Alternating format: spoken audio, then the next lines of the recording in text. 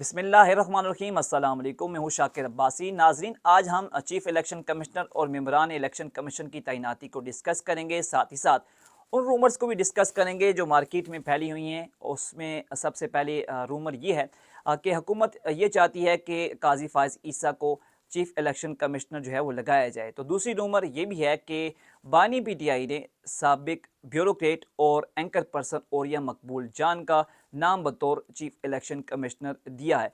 तो ये चीज़ें हम डिस्कस करेंगे कि इन रूमर्स में कितनी सदाकत है, क्या ये रूमर्स प्रोसेस हो सकती हैं या नहीं। तो सबसे पहले डिस्कस करते हैं चीफ इलेक्शन कमिश्नर और मेंबरान इलेक्शन कमीशन की तैनाती को। जैसा कि आप केल में है कि chief election commissioner Sikandar Sultan Raja और मेंबरान इलेक्शन कमीशन, जिसमें दो मेंबरान मेंबर इलेक्शन कमीशन सिंध और मेंबर इलेक्शन कमीशन बलोचिस्तान की मुद्दत मुलाजमत 26 जनवरी को पूरी हो चुकी है। लेकिन हाल ही में जो 26वीं आइनी तरमीम हुई है उसमें आर्टिकल 215 में भी तरमीम की गई है, जिसका बराह रास्त फ़ायदा मौजूदा चीफ इलेक्शन कमिश्नर और मेंबरान को जाता है। पहले ये होता था कि जब कोई मेंबर या चीफ इलेक्शन कमिश्नर अपनी मुद्दत मुलाजमत पूरी उसकी हो जाती थी तो वो घर चला जाता था रिटायर होके। लेकिन अब उसमें अमेंडमेंट ये की गई है आइन की 26वीं तरमीम में, जो आर्टिकल 215 है उसमें ये तरमीम की गई है कि जो नई तातियाँ जो जब तक नई तैनातियाँ नहीं होती, जब तक नए चीफ इलेक्शन कमिश्नर अपॉइंट नहीं होते या दो मेंबर अपॉइंट नहीं होते, तब तक जो साबिक चीफ इलेक्शन कमिश्नर थे या जो रिटायर होने वाले थे चीफ इलेक्शन कमिश्नर और मेंबरान, तब तक वो अपनी मुद्दत मुलाजमत जारी रखेंगे। तो बराह रास्त फ़ायदा इन दो मेंबरान और चीफ इलेक्शन कमिश्नर को पहुंचा है कि ये अब अपनी मुद्दत मुलाजमत जो है वो जारी रखे हुए हैं। दूसरी जानिब मैं आपसे डिस्कस करता चलूँ कि चीफ इलेक्शन कमिश्नर और मेंबरान की तैनाती होती कैसी है और आइन इसके हवाले से क्या कहता है। तो सबसे पहले डिस्कस करते हैं कि ये प्रोसेस चलता कैसे है। तो होता यूँ है कि जो वज़ीर-ए-आज़म हैं वो लिखते हैं ख़त ऑपोजिशन लीडर को। और ये ख़त कब लिखा जाता है? ख़त तब लिखा जाता है जब चीफ इलेक्शन कमिश्नर या मेंबरान की जो मुद्दत मुलाज़मत है वो पूरी हो चुकी होती है। उससे कबल भी लिखा जा सकता है, उसके बाद भी लिखा जा सकता है। तो वज़ीर-ए-आज़म जो ख़त लिखते हैं वो लिखते हैं ऑपोजिशन लीडर को। उसमें ये कहा जाता है कि क्योंकि चीफ इलेक्शन कमिश्नर और मेंबरान रिटायर हो चुके हैं तो नए नाम की तैनातियों या नई तैनातियों के हवाले से डिस्कशन करनी है। तो आएँ मिल बैठें और इस हवाले से डिस्कशन करें। वज़ीर-ए-आज़म जो है वो अपने नाम जो है ऑपोजिशन लीडर को भेजते हैं और ऑपोजिशन लीडर फिर उसका जवाब देते हैं। अगर वो नाम जो है वो ऑपोजिशन लीडर को पसंद आए तो ठीक है, उस पे एग्री हुआ जा सकता है। लेकिन अगर नाम पसंद नहीं आए तो ऑपोजिशन लीडर जो है उनको रिजेक्ट करके अपने नाम दे सकते हैं। तो इस तरह ख़तो किताबत का जो है वो जो है सिलसिला शुरू हो सकता है। लेकिन हमारे यहाँ शायद उस तरह का रिवाज नहीं है कि वज़ीर-ए-आज़म और ऑपोजिशन लीडर जो है वो किसी बात पे इत्तेफ़ाक कर जाएँ। फिर अगर इन दोनों के दरमियान इत्तेफ़ाक राय नहीं होता तो आइन क्या कहता है? फिर जो वज़ीर-ए-आज़म हैं वो कहते हैं स्पीकर कौमी असम्बली को कि पार्लिमानी कमेटी बनाएँ, उसमें ये मामलात लेके जाएँ। और पार्लिमानी कमेटी ये होती है कि स्पीकर एक पार्लिमानी कमेटी बनाते हैं जिसमें 12 लोग होते हैं, जिसमें 6 हुकूमत के और 6 अपोज़िशन के होते हैं और उसकी कौमी असम्बली की नुमाइंदगी 8 की अरकान की होती है और सेनेट से 4 अरकान दिए जाते हैं। फिर ये मामला जाता है उस कमेटी के पास और कमेटी जो है वो नाम डिस्कस कर रही होती है। हुकूमत की तरफ से अरकान जो होते हैं वो हुकूमती नाम डिस्कस कर रहे होते हैं और जो अपोजिशन की तरफ से नाम दिए जाते हैं वो हुकूमती ये जो अपोजिशन जो अरकान हैं वो डिस्कस करते हैं। तो यूँ इनके दरमियान मीटिंग्स होती हैं और अगर मामला इत्तेफ़ाक राय पर नहीं पहुँचता, किसी नाम पे इत्तेफ़ाक राय नहीं होता, जो 6 नाम जो मुख्तलिफ जो है वो दिए जाते हैं, 3 अपोजिशन की तरफ से 3 हुकूमत की तरफ से, तो उसमें कुछ नाम ऐड भी किए जाते हैं कि लेट्स सपोज़ मुझे फ़लाँ नाम पसंद नहीं आया, लेट्स सपोज़ मुझे काज़ी फ़ाइज़ ईसा का नाम पसंद नहीं आया, या उसमें मामलात आगे नहीं बढ़ सकते तो हुकूमत एक और जो है वो नाम जो है वो दे सकती है। इसी तरह अगर किसी को ओरिया मकबूल जान का नाम पसंद नहीं आया तो वो अपोजिशन किसी और का नाम जो है वो ऐड कर सकती है। तो अगर मामला जो है इस तरह बढ़ते रहते हैं, मीटिंग्स पे मीटिंग्स होती रहती हैं, तो मामलात आगे बढ़ते हैं। फिर ऐसा होता है कि आपको इत्तेफ़ाक राय से किसी नाम पर इत्तेफ़ाक करना पड़ता है। कोई ऐसा अच्छा रेपुटेशन वाला बंदा जिस पे ये कहा जा सके कि ये जो है वो अच्छा एक अपनी शोहरत का हामिल है, तो उस पे इत्तेफाक राय हो सकता है। ये भी हो सकता है कि 7-5 की तनासब से इत्तेफाक राय हो कि 7 एक साइड पे चले जाएँ, 5 एक साइड पे चले जाएँ। तो यूँ मामला पार्लिमानी कमेटी की तरफ जो है वो चला जाता है और वो उस पे मीटिंग जो है वो कंसेंसस डेवलप करने की कोशिश करते हैं। अच्छा, माज़ी में साथ ये भी था कि अभी भी बल्कि जो है वो कुछ चीज़ें ऐसी हैं कि मेम्बरान इलेक्शन कमिश्नर और चीफ़ इलेक्शन कमिश्नर की मुद्दत मुलाज़मत जो है वो जो ख़त्म हो जाती थी, वो रिटायर होकर घर चले जाते थे। लेकिन मेम्बरान की तैनाती के लिए काफ़ी टाइम गुज़र जाता और उसका नाम क्या है, वो उनकी तैनातियाँ नहीं होती थीं। हाल जो पिछले हुकूमत थी पीटीआई की, उसमें भी ये जो है आपके इल्म में है कि जो तैनातियाँ थी उसने 6 से 7 महीने का टाइम लिया था। कंसेंसस डेवलप नहीं हुआ था, फिर नाम जो है पे नाम दिए गए और फिर जाके सिकंदर सुल्तान राजा के नाम पर जो इत्तेफाक हुआ, फिर बाद में वो मुतनाज़े भी बने और अभी तक वो चीफ़ इलेक्शन कमिश्नर हैं। लेकिन जो है वो ये तैनातियाँ हमेशा जो हैं वो टाइम लेती रही हैं। 2016 से कबल ये आइन में जो भी 45 दिन का टाइम फ्रेम है कि 45 दिन के अंदर आपने तैनातियाँ करनी है, ये टाइम फ्रेम भी नहीं था। तो उससे पहले तो ये प्रोसेस ही पता नहीं कितने अरसा जो है वो टाइम लेता था। लेकिन 2016 में जब 22वीं आनी तरमीम की गई तो उसमें ये डाला गया कि 45 दिन के अंदर आपने ये तैनातियाँ करनी है।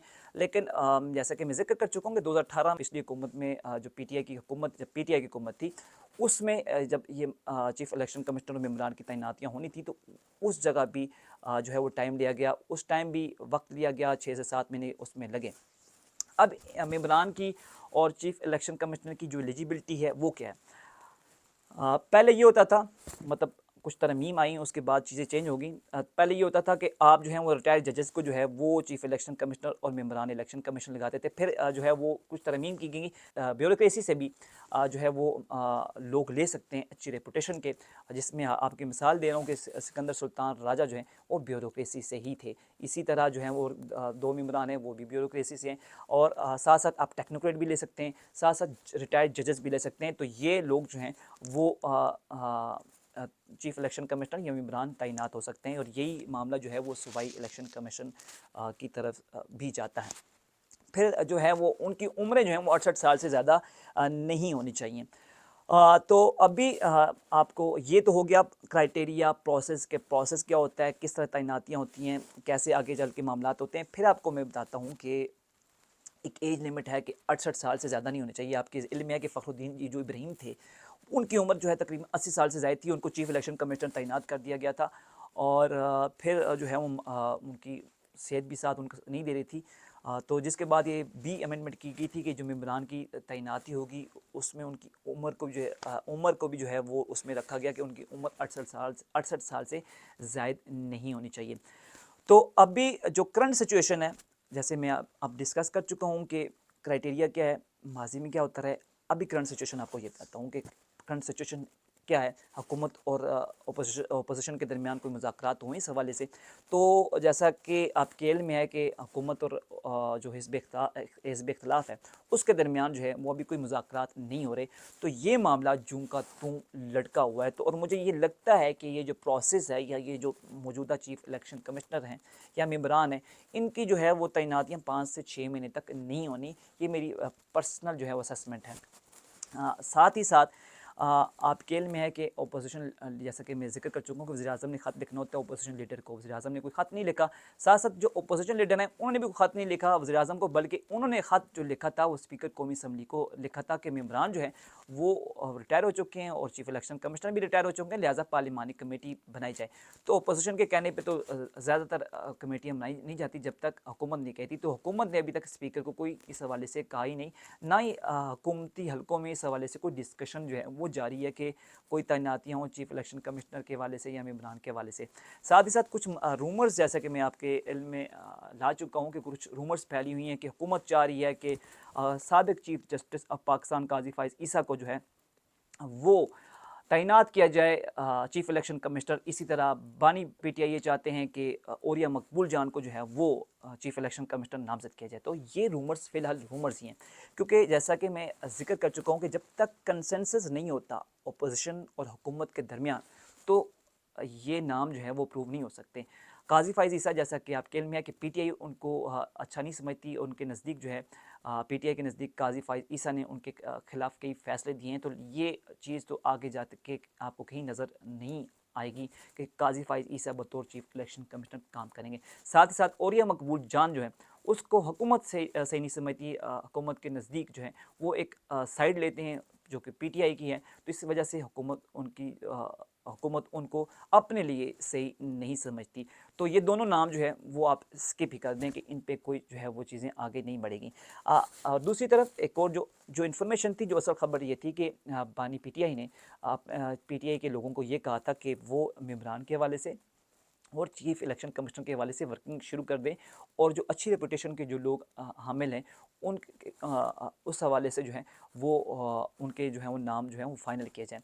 क्योंकि माज़ी में बानी पीटीआई का चीफ़ इलेक्शन कमिश्नर की तैनाती का तजर्बा अच्छा नहीं रहा, बल्कि वो chief election commissioner Sikandar Sultan Raja के और 2 मेंबरान हैं उनके सख्त जो है मुखालिफ भी हैं। जब खान साहब से हमारी मुलाकात हुई थी तो मैंने उनसे सवाल किया था कि आपने ही ये जो मौजूदा चीफ़ इलेक्शन कमिश्नर हैं ये तैनात किए थे, तो उनका कहना था ये मैंने नहीं बल्कि जनरल बाजवा ने नाम दिया था। तो अभी जो हैं वो खान साहब इस हवाले से बड़े मुहतात होकर जो हैं वो चलेंगे। दूसरी जानिब जैसा कि मैं आपके इल्म में ला चुका हूँ कि अभी हुकूमत और अपोजिशन के दरमियान मुज़ाकरात नहीं चल रहे, तो लिहाजा ये प्रोसेस ठप होकर जो है वो रहा हुआ है। साथ ही साथ जो मौजूदा चीफ़ इलेक्शन कमिश्नर हैं वो और जो मेंबरान हैं वो अपना काम जारी रखे हुए हैं। आइन के नज़दीक या आइन के मुताबिक जो है वो 26 जनवरी को उनकी मुद्दत मुलाज़मत पूरी होनी थी, तो 12 मार्च तक जो है हुकूमत और अपोजिशन को किसी नाम पे जो है वो कंसेंसस डेवलप कर लेना चाहिए, लेकिन ये होता हुआ नज़र नहीं आ रहा।